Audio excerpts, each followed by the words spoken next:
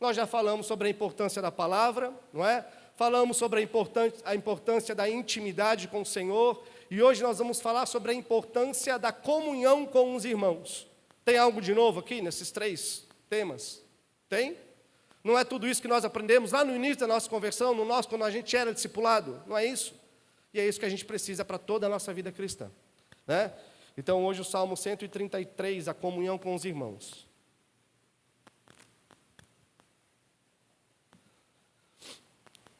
Ó, como é bom e agradável viverem unidos os irmãos. É como óleo precioso sobre a cabeça, o qual desce pela barba, a barba de Arão, e desce para a gola de suas vestes. É como o orvalho do Hermon, que desce sobre os montes de Sião.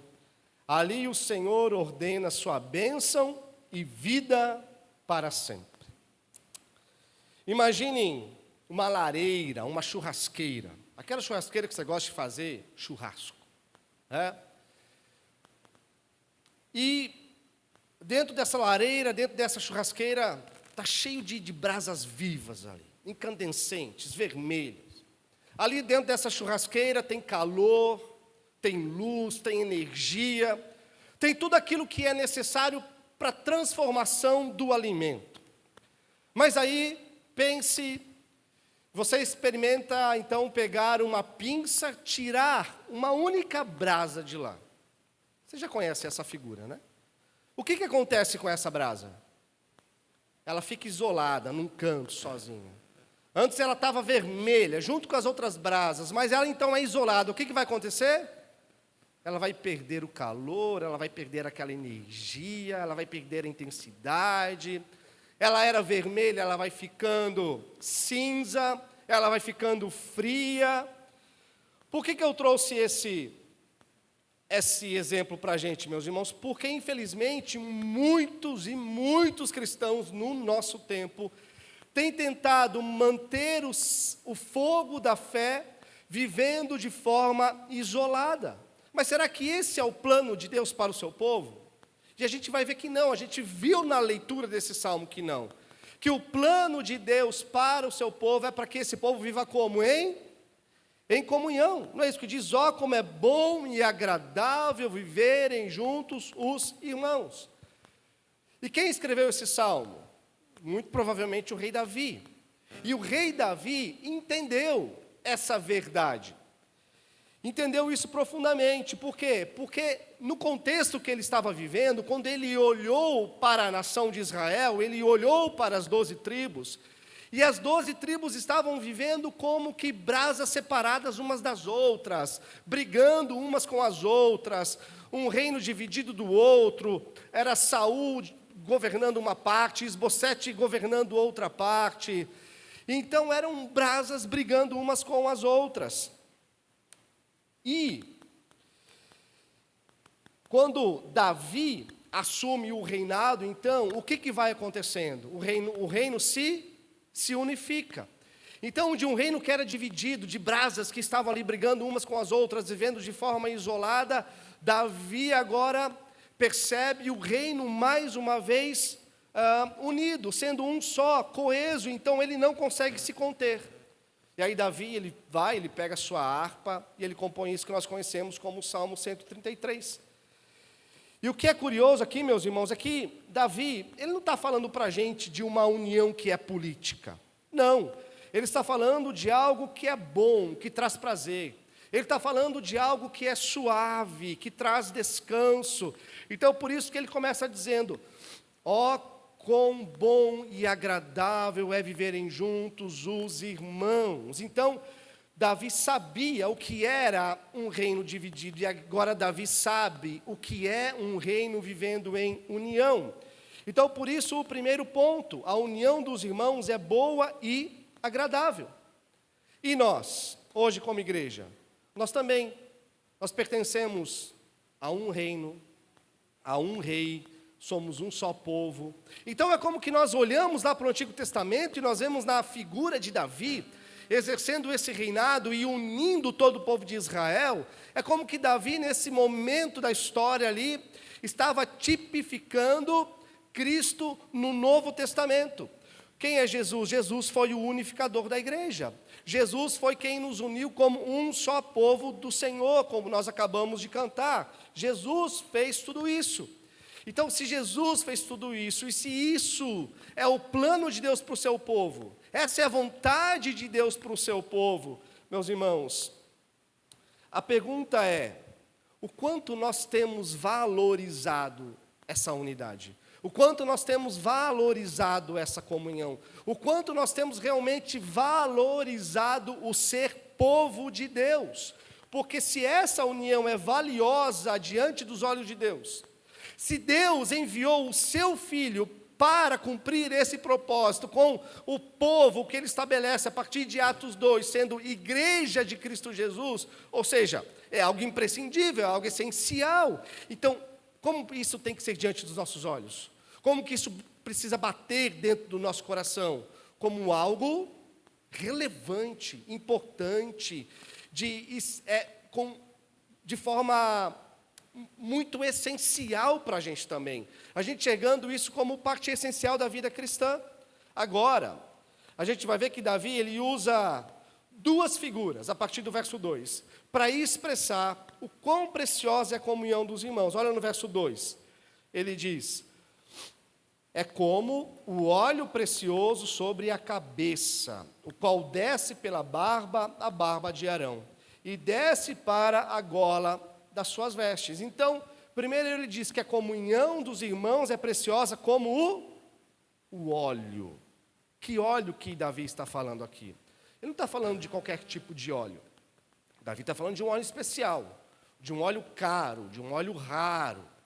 Um óleo que era usado especialmente para a unção do sumo sacerdote lá do Antigo Testamento, que começa com Arão. Quem é Arão? Arão é irmão de Moisés. Arão foi o primeiro sumo sacerdote, ou primeiro sacerdote da ordem dos levitas. Quem eram os levitas? Responsáveis pelo canto congregacional? Não. Os levitas, eles eram responsáveis pelo tabernáculo e depois por aquilo que a gente vai conhecer como o templo do Senhor. Eles eram responsáveis especialmente pelas orações e pelos sacrifícios que eram realizados. Mas é eles que montavam, que desmontavam, obrigado.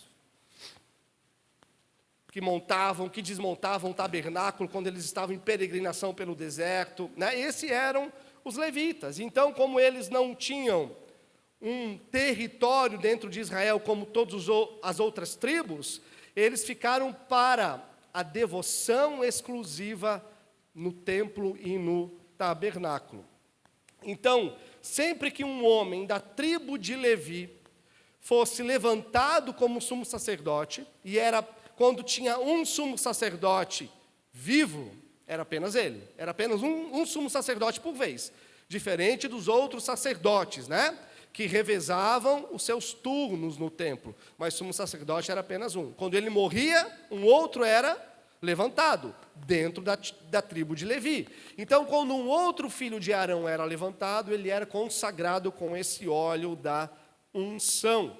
Então, Davi compara as características desse óleo com a comunhão dos irmãos. Para entender, então, irmãos, o valor da nossa comunhão, nós precisamos entender o que esse óleo representava. Primeiro, esse óleo representa um valor sagrado e exclusivo. Um valor sagrado e exclusivo. Porque esse óleo, como eu já disse, ele não era comum. Esse óleo, ele era composto de especiarias caríssimas e raríssimas. Eles precisavam viajar até, hoje nós conhecemos como Nepal, do lado da Índia. Eles precisavam viajar até mais ou menos aquele território lá, para pegar algumas especiarias que faziam parte desse óleo da unção. E quando esse óleo ele era derramado sobre aquele sumo sacerdote, isso representava então a escolha de Deus naquele homem e também que a presença do Espírito Santo estava sobre aquele homem. Então, olha só, isso representa, irmãos, um nível de santidade muito alto. É algo exclusivo do Senhor. Ele era ungido para o serviço do Senhor. Era exclusivo, então era santo e de muito valor. E Davi atribui essa característica do óleo para a comunhão dos irmãos. Então nós não podemos tratá-lo como algo secundário. A comunhão, meus irmãos, então é uma atividade muito mais do que um mero encontro social. Mas comunhão é uma atividade profundamente espiritual. Então nós estamos falando de algo que precisa ser precioso para todos nós. Algo pelo qual nós precisamos estimar. Algo pelo qual nós precisamos ver como muito importante. Quando a gente olha no Antigo Testamento, Deus chama Abraão, certo? E o que Deus fala para Abraão? De ti eu farei uma grande nação. A partir de Abraão, Deus está construindo um povo para ele, do qual viria o descendente da mulher que pisaria na cabeça da serpente, Gênesis 3,15. A promessa se cumpre através desse povo.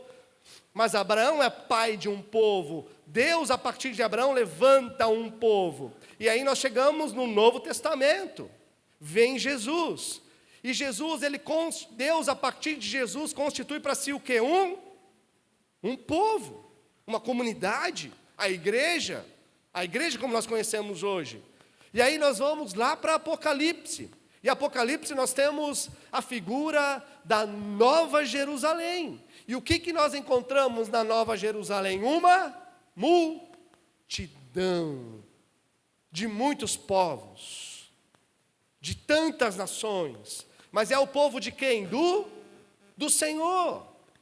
Então, a essência do Deus que nós cremos é comunitário, já não é um Deus trino, é um Deus que é uma comunidade em si mesmo. Então ele preza por essa essência no seu povo. É um povo que precisa ser comunitário, é um povo que precisa estimar pela comunhão, ver este momento de comunhão, de culto ao Senhor, como algo essencial, como algo muito importante. Então, Deus separa um povo para si, Deus salva esse povo para si com o sangue de Cristo, e Deus quer que a gente viva em comunhão. Não é da vontade de Deus, por exemplo, ser desigrejado. Muitos têm optado por esse caminho, porque, vamos falar a verdade, é mais fácil. O que você gostaria, de prestar contas da sua vida para alguém ou de não precisar prestar contas? É mais fácil não ter que prestar contas. É mais fácil não ter que ter um pastor puxando a orelha, não é? É mais fácil não ter que ter um irmão chegando e confrontando quando a gente se encontra em caminhos tortuosos, longe da palavra do Senhor. É mais fácil viver uma fé de maneira isolada. Até quando vai essa fé? Não sabemos. Mas muitos têm optado por esse tipo de espiritualidade, de uma fé sem compromisso com o corpo, de uma fé individualista, mas Deus, Ele planeja desde toda a eternidade. Antes que os céus fossem céus, antes que terra fosse terra, Deus planeja desde toda a eternidade um povo para si, e que só faria sentido através da comunidade e não sozinhos. Como nós vimos semana passada, nós falamos sobre intimidade com o Senhor. A nossa fé tem um lado dela que é particular? Tem um aspecto que é particular. Jesus fala, quando você orar, entra no seu quarto, fecha a tua porta, não é? Ora ao teu pai em secreto, que o teu pai que estiver em secreto, ele vai te recompensar. Mas não é só o aspecto individual, é o aspecto também da nossa comunhão, é o aspecto congregacional. Nossa fé individual, lá com o pai em secreto, ela só vai fazer sentido quando nós estamos realmente dentro de uma comunidade que está nos auxiliando na nossa edificação, na nossa comunhão com Deus. John MacAllister, um pastor, ele diz algo interessante. Ele diz assim: enquanto milhares de cristãos perseguidos morrem pela sua fé, ao se reunirem aos domingos como igreja. Milhares de cristãos livres matam a sua fé ao deixarem de se reunir no domingo como igreja. Reúna-se com sua igreja local. Priorize o rico banquete da comunhão com os santos no domingo, acima das migalhas de uma praia ensolarada, de um shopping, de um estádio de futebol ou de uma cama aconchegante. Então, o que ele está dizendo? Olha, enquanto milhares de cristãos pelo mundo, para manter a chama da fé acesa, estão se reunindo, correndo risco de vida, e se reunindo mesmo que seja ali por poucos minutos, muitos cristãos em países livres matam a sua fé ao negligenciarem o culto por conveniência, ao negligenciarem o culto por qualquer motivo. Então, uns morrem pela fé, outros matam a fé, porque não querem viver em comunhão com o corpo de Cristo. O plano de Deus para a nossa edificação, meus irmãos, sempre passa pelo corpo de Cristo, sempre passa pelo povo de Deus. Então nós precisamos, não tem outra saída, nós precisamos priorizar a comunhão. E a grande pergunta é, como você tem valorizado o seu ato congregacional? Como você tem valorizado esse momento com os irmãos? Você tem visto esse momento como algo realmente essencial para a sua vida, para a sua espiritualidade? Às vezes, para alguns, isso aqui perdeu tanto valor, que o culto a Deus, que a comunhão com os irmãos ao domingo, já perdeu tanto sentido, que passa a ser a última opção entre tantas opções de um domingo. E eu não quero ser legalista. Não, você tem que vir. Né? Sua mãe morreu. Não, mas você vem no culto primeiro, depois você vai no funeral. Não, né? Não estou falando isso, não quero ser legalista. Não estou dizendo que você não pode, às vezes, sair com a sua família, passear, viajar, fazer algo diferente. Não é nesse sentido, meus irmãos. Mas o que eu quero dizer, e o que o Salmo está dizendo para a gente, é que o culto, ele precisa ser uma prioridade, e não apenas uma opção entre tantas opções em que a gente considera importante para o nosso domingo. Então, deve ser prioridade. Por que deve ser prioridade? Porque o pastor fala? Não, porque o salmista está falando. Se o salmista está falando, está na Escritura, é a palavra de Deus. Então, se Deus está falando, deve ser prioridade para a gente, porque para Deus é prioridade. Hebreus 10, 24 a 25, lembra desse texto? Pode pôr lá para nós, Bruna?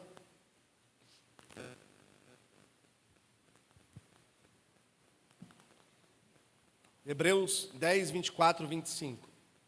Eu não passei para a Bruna, hoje estou pegando ela de surpresa. Olha lá. Cuidemos também de nos animar uns aos outros. Está no plural ou no singular? Uns aos outros. Como? No amor e na prática de boas obras. Não deixemos de nos congregar, como é o costume de alguns. Ou seja, por isso que eu falo, o deixar de se congregar não é um mal do nosso tempo, é um mal da humanidade, né? Já fazia parte disso lá nos tempos da igreja primitiva. Pelo contrário, façamos admoestações ainda mais, agora que vocês veem que o dia se aproxima. Qual é a convocação do autor de Hebreus? A convocação aqui para um cuidado mútuo. E como é que pode acontecer esse cuidado mútuo? De forma isolada ou vivendo em comunhão? Vivendo em comunhão, meus irmãos. Como que a gente expressa amor aos outros? Vivendo em comunhão, não é? Através da convivência. E como que a gente pratica esse cuidado mútuo? Presença, não abandonar a congregação. Encontro pessoal é a base do fortalecimento. Através do serviço, praticar o amor, através de ações concretas que beneficiem o próximo. Entende? Então, esse momento aqui não tem a ver meramente comigo, tem a ver com a gente, tem a ver conosco. Eu não cultuo só por causa de mim, eu cultuo por causa dos meus irmãos. Por que a gente, por exemplo, não canta com as luzes apagadas e tudo escuro aqui? Porque é importante o momento da gente cantar. A gente pode fechar os olhos também, não tem problema, às vezes. Mas eu preciso ver o meu irmão levantando as mãos. Eu preciso ver que mesmo ele diante das dificuldades, ele louva o Senhor com alegria. Eu preciso ver que o meu irmão está orando, está perseverando na fé. E isso serve de ânimo para mim.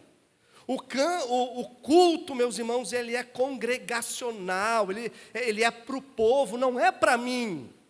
Não é como muitos têm dito assim, eu quero adorar o Senhor e eu não quero que ninguém me veja adorando. E eu não quero ver os outros também. Não. Quem fala isso é Satanás no meio da igreja. Nós precisamos sim olhar para os nossos irmãos. Nós precisamos sim ser vistos adorando. Porque isso serve de motivação, isso serve de alegria, isso serve de esperança, isso faz parte da nossa jornada. É sempre um povo que nós encontramos no Salmo, que está caminhando junto para a adoração em Jerusalém. E nós estamos aqui hoje como igreja reunida em adoração, rumo à Nova Jerusalém. Então nós animamos uns aos outros nesse ato congregacional, nesse ato de comunhão. Então, isso aqui é o que vai fazer com que aquilo que nós vamos viver lá fora ganhe mais sentido ainda. Talvez o seu zelo pela comunhão tenha esfriado. Mas hoje Deus nos chama, meus irmãos, a reacender esse valor. Estar junto dos irmãos é essencial, é precioso, vital para a nossa caminhada. E nós podemos inferir também no texto que o óleo, ele é um perfume. O texto não fala, mas nós podemos inferir. Porque o óleo, como eu já disse antes, ele era perfumado. Se nós vamos lá para as características, quando Deus pede para fazer o óleo, e ele coloca lá a lista das especiarias, tem muita coisa lá, como eu já disse, que traz um perfume, e um perfume muito agradável, tá? Então esse óleo precioso, perfumado, pensa, ele vai descendo pela cabeça, vai indo pela barba dos sacerdotes, e aquele óleo, conforme ele vai descendo, ele vai espalhando um cheiro, um aroma muito agradável, e todos aqueles que estavam ao redor, ali no tabernáculo, conseguiam sentir aquele aroma, daquele óleo da unção. Então assim como esse óleo era rico perfume, agradável, como deve ser a nossa comunhão? Deve ser agradável, assim como esse óleo. Porque, irmãos, quando nós olhamos para o nosso mundo, nós temos uma cultura egoísta, nós temos uma cultura de brigas, nós temos uma cultura de desunião, nós temos uma cultura onde a separação, ela faz parte não só de casamentos, mas de todo tipo de relacionamentos. Então, o que nós não temos no mundo é comunhão agradável. E a igreja é esse grande farol do Senhor, que tem essa grande oportunidade de ser moldada pelo Espírito de Deus, para que a comunhão seja como o aroma agradável desse perfume. Uma comunhão prazerosa, uma comunhão agradável. Então, que o mundo veja na igreja algo que é raro no mundo, que é a união, que é o amor. Assim como era raro, como era agradável esse perfume do óleo da unção. E esse óleo que descia pela cabeça, pela barba, pela roupa, como diz aqui, que desce pela gola das suas vestes, esse óleo vai descendo, e era bastante óleo, e ele alcançava o peitoral do sacerdote. O que tinha no peitoral do sacerdote? Quem lembra? As 12 pedras, 12 pedras preciosas. O que simbolizavam aquelas pedras? As 12 tribos. Então aquele óleo desce, encontra esse peitoral com as pedras preciosas, ou seja, é a unidade do povo de Deus, é a comunhão do povo de Deus. Então, assim como as tribos de Israel formavam um só corpo, a igreja deve ser esse ambiente de união, de amor. Então, uma igreja unida, ainda que passe por problemas, e claro que tem problemas, claro que tem desafios, não é verdade? Mas ainda que ela passa por problemas, ela ainda exala um aroma agradável a Deus e acolhedor às pessoas.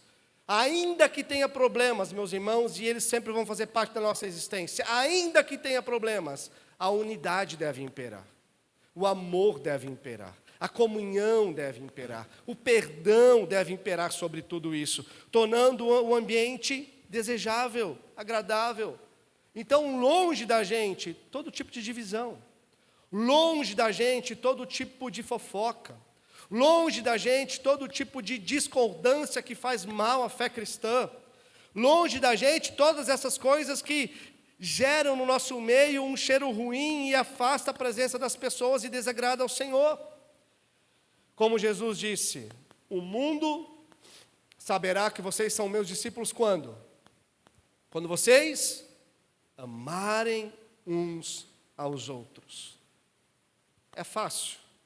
Não. Não. Não vamos romantizar aqui, né? É fácil amar uns aos outros? Não. Por isso que é amor. Por isso que é amor. Se fosse fácil, não seria amor, seria qualquer outra coisa. Porque amar é muito mais do que um sentimento, são decisões diárias que a gente toma em decisão para o bem do outro. Decisões diárias. Não é? Por isso que é amor, então nós precisamos perseverar, nos esforçar para essa realidade. Então, nós somos conhecidos pelo amor, não é pela posição política, né? Não é sobre aquilo que nós pensamos, sobre determinadas coisas, mas é a forma como nós os amamos como discípulos de Cristo. Então, e esse ano 2026, um ano de eleição, talvez você vai entrar em alguns debates, então pense, se nós somos conhecidos pelo amor e não pela posição política, pense, o que Deus vai ganhar com esse debate? O que o povo de Deus vai ganhar com esse debate? O que os outros à minha volta estarão vendo com eu ganhando ou não esse debate? Quanto de glória Deus está ganhando com eu tendo razão ou não nesse debate? Pense nisso então, meus irmãos, porque viver em união é preciso e vital. Então, que o nosso esforço diário seja sempre para manter a unidade do Espírito, sendo o bom perfume de Cristo, tanto uns para os outros aqui, também como aqueles que estão no mundo. Agora, uma outra característica desse óleo é que ele é terapêutico. O óleo do Antigo Testamento, ele tinha na sua composição elementos que ajudavam na cura, na cicatrização de feridas. Lembra da parábola do bom samaritano? Ele encontra um homem caído à beira do caminho, cheio de feridas, ele tinha apanhado. E o que ele passa naquele homem? Um óleo, né? Um óleo que tinha ali a sua composição para sarar as feridas daquele homem ferido. Então isso diz, meus irmãos, que nós não podemos ser como o ouriço. O que é o ouriço? Quando a gente pega o ouriço na mão, ele nos espeta, né? Machuca, dói. Então a gente não pode ser como o ouriço, né? Quando os outros chegam perto da gente, a gente espetar, né? A gente machucar. Não. A reunião é para trazer cura, edificação, transformação. Esse é o plano de Deus para a vida da igreja. E quando que isso acontece?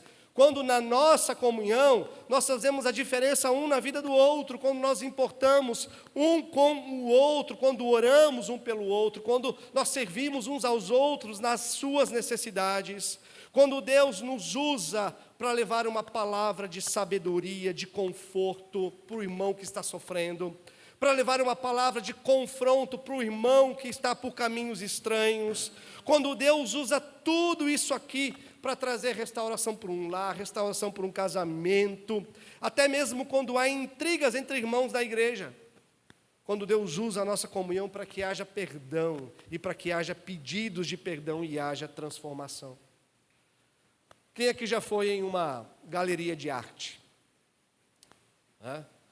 Você entra dentro de uma exposição, dentro de uma galeria de arte, e você encontra ali coisas belas, né? Pinturas, artesanatos, belas, parece que são perfeitos, né? E muito caro também. que isso diz? Diz que quando a gente entrar numa igreja, meus irmãos, a gente não está entrando numa galeria de arte, né? A gente vai olhar para os nossos irmãos e para as nossas irmãs, por mais que eles sejam belos, mas não são perfeitos, né? Não são perfeitos. Então, aqui não são homens e mulheres, irmãos e irmãs, grandes obras-primas sem defeito algum. O que acontece se você vir para a igreja com esse tipo de olhar? Você vai se frustrar, porque todo mundo aqui é o quê? É pecador, é cheio de defeito, começando pelo pastor, né? Nós somos transformados por Cristo? Sim, mas igreja não é galeria de obra de arte. Igreja é hospital. Igreja é um lugar terapêutico. Igreja é um lugar de cura. Igreja é um lugar de transformação. Igreja é um lugar onde tem um monte de gente doente, com as suas angústias, com seus problemas, com seus pecados, com os seus pesos da vida, né? Igreja é lugar de gente que procura cura, restauração e ser parecido com Cristo no meio desse mundo caótico. Então, igreja, ela é terapêutica, é um lugar de cura.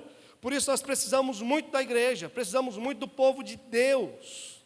Deus usa o seu povo para que dentro desse povo haja cura, transformação e edificação. Agora nós vamos para o verso 3.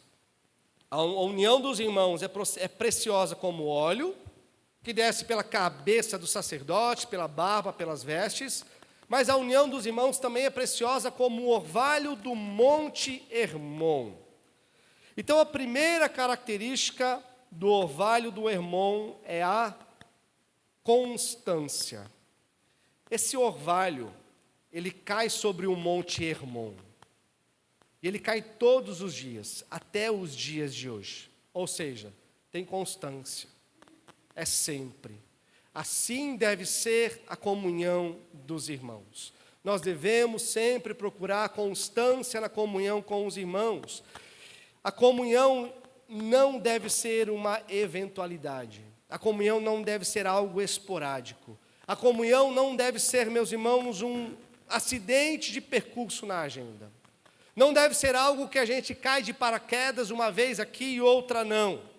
Atos 2 diz que eles perseveravam na doutrina dos apóstolos e também na comunhão, no partir do pão.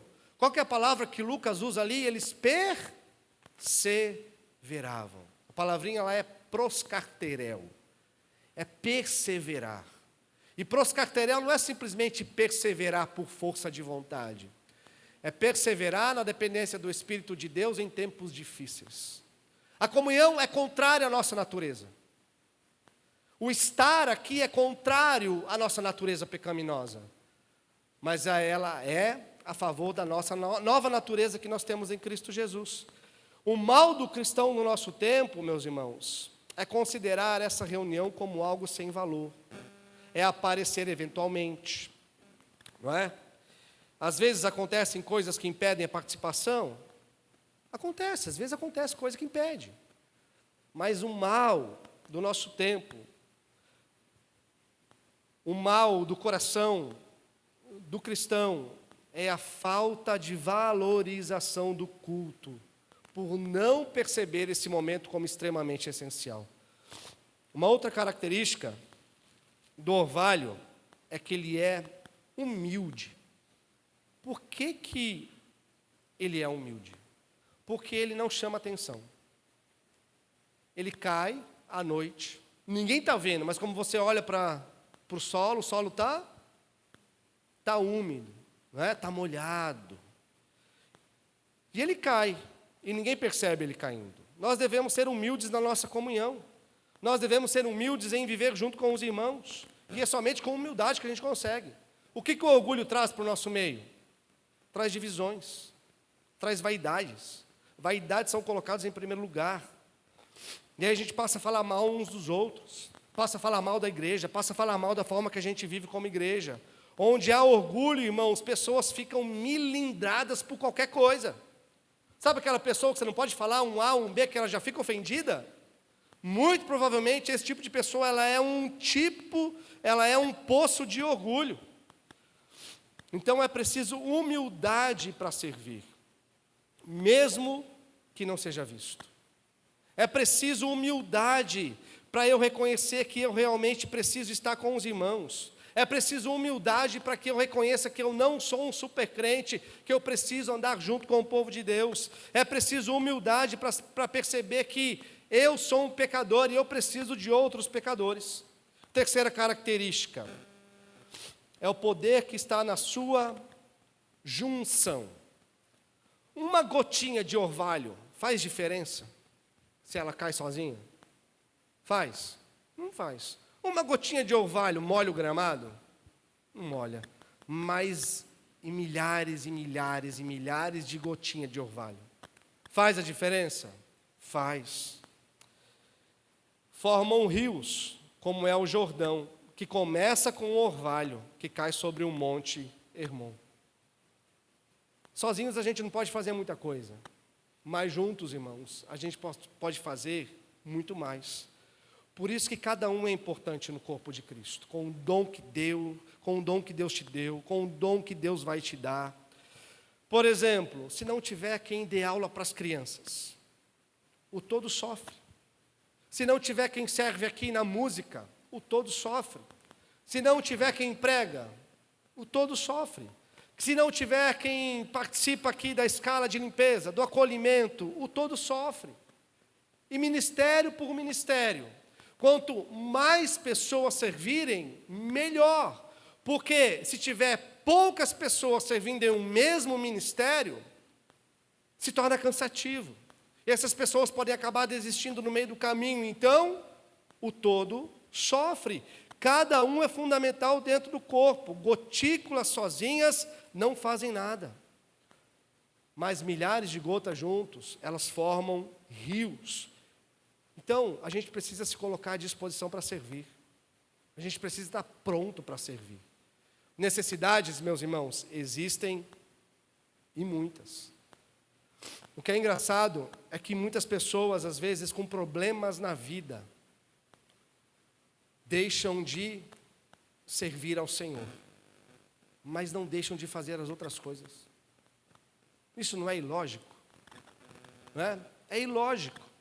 Então sejamos como orvalho, o seu poder está no todo, cada um pode ser usado por Deus, basta se colocar à disposição. Última característica do orvalho é a doação.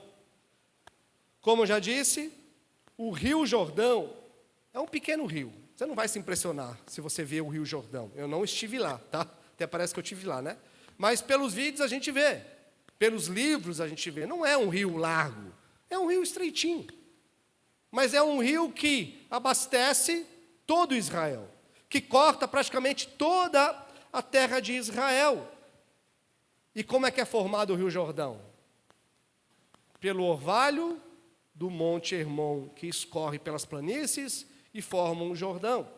Ou seja, Deus quer, meus irmãos, que sejamos como o orvalho do Hermon, pessoas que doam tempo, que doam dons, que doam talentos, que doam recurso material, recurso financeiro. E quando a gente doa, Deus abençoa. Quando a gente doa, vidas são salvas. Quando a gente doa, vidas são transformadas, são edificadas. Sabe qual que é um outro mar que também é formado pelo orvalho do Hermon? O Mar Morto. Mas o Mar Morto não doa, ele só represa. Represa, represa, represa, só recebe, mas não doa. Como é a nossa realidade hoje? Qual é a sua realidade? Rio Jordão ou Mar Morto? É alguém que doa ou é alguém que só represa? Irmãos, porque a grande questão é que nós não marcamos vida com aquilo que nós recebemos, nós marcamos vida com aquilo que nós doamos. E Deus nos chamou para sermos doadores, como Ele entregou o seu Filho para morrer em nosso lugar e nos dar vida através da vida dEle. Então que a nossa vida reflita esse grande amor de Deus nos nossos relacionamentos.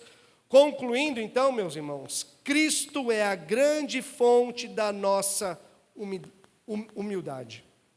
Cristo é a grande fonte da nossa unidade. Então, toda harmonia, todo perfume, todo o orvalho que nós vimos hoje, que nós estudamos hoje, convergem para onde? Convergem para uma única pessoa, que é Cristo Jesus. Sem Cristo Jesus, meus irmãos, como sendo a fonte da nossa unidade, todo o esforço para a nossa comunhão é carnal. Mas tendo Jesus como fonte da nossa comunhão, ela é espiritual. Cristo Jesus é o nosso grande sumo sacerdote. Enquanto Davi, ele unificou um reino terreno, Jesus, ele unificou um outro reino, que é o reino de Deus. Perceba, Jesus é o grande ungido do Pai. A graça que repousa sobre Cristo escorre sobre ele e alcança o seu corpo. Qual é o corpo de Cristo? A sua igreja, somos nós. Nós temos a cruz como base dessa unidade. Se nós temos comunhão, é porque Cristo Jesus, através da cruz, fez o quê? Derrubou toda a parede da separação. Ele é o perfume que agrada ao Pai e o orvalho que traz cura aos corações feridos. Em Cristo, meus irmãos, nós temos a nossa identidade e missão na nossa unidade. Ou seja, nós não buscamos unidade simplesmente para o nosso bem-estar. Por que nós buscamos unidade? Para o bem dos outros, para o bem dos nossos irmãos, para o bem da nossa comunhão. Amar, servir e congregar não são meramente deveres religiosos. É a principal forma que a gente revela o rosto de Cristo ao mundo. Então, um grande desafio para este ano, a olhar para os seus irmãos, lembre-se, nós somos obras de Deus em transformação, não é? Obras de Deus em transformação. Então, não vamos ver apenas falhas, vamos ver alguém por quem Cristo morreu e deu a sua vida. E que Ele seja a nossa motivação para perdoar. E que Ele seja a nossa motivação maior para estarmos juntos. Porque na unidade do seu corpo, Deus ordena bênção e salvação. Então que a nossa comunhão, meus irmãos, seja para honrar o nome do nosso Deus. Que a nossa comunhão seja para refletir a glória do nosso Deus. Que a nossa comunhão seja cada vez mais para revelar o rosto de Cristo ao mundo perdido. Amém? Você pode se colocar de pé?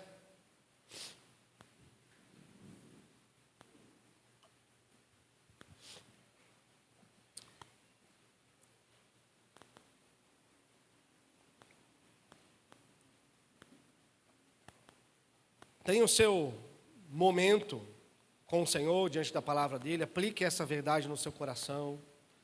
Analise a forma como você tem valorizado o corpo de Cristo, a comunhão com os irmãos. Se realmente isso tem